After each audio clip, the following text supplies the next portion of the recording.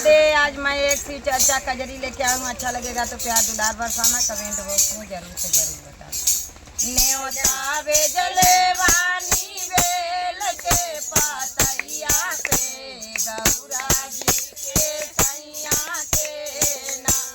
न्योता भेजले वानी बेल के पातैया पे, गौरा जी के सैया के ना। एक औरी लिखले रामे राम, एक औरी लिखले रामे राम, एक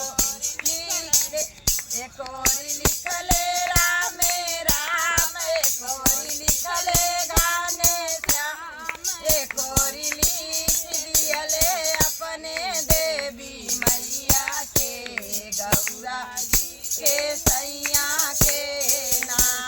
एक औरी लिख दियले अपने देवी मैया के, गौरा जी के सैया के ना। काऊ लिखले गाने श्याम, काकी आई बगाने श्याम, काकी आई बगाने देवी मैया के, गौरा जी के सैया के ना।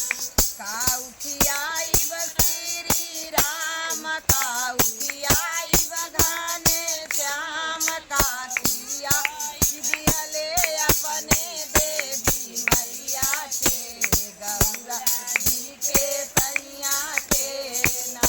काकी आई दियले अपने देवी मैया के, गौरा जी के सैया के ना। मावा मिश्री श्री राम, मावा मिश्री श्री राम, मखन खियाऊं गाने श्याम, मखन खियाऊं गाने श्याम, हेलुआ पूरी अपने देवी मैया के, गौरा जी के सैया के ना।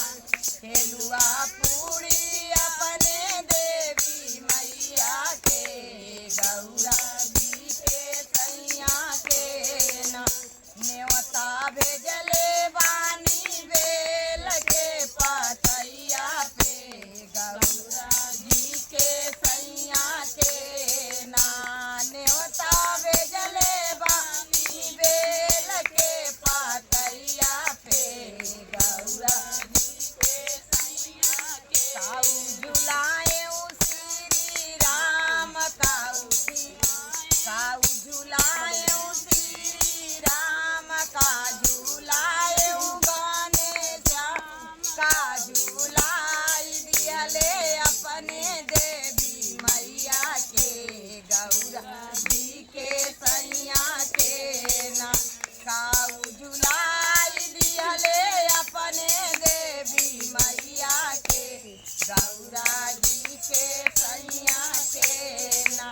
कदम का डरिया श्री राम, महुआ का डरिया गान श्याम, निमिया के डरिया अपने देवी मैया के, गौरा जी के सैया के ना। निबिया का डरिया अपने देवी मैया के, गौरा जी के सैया के ना। न्योता भेजले वानी बेल के पातैया पे, गौरा जी के सैया के ना। न्योता भेज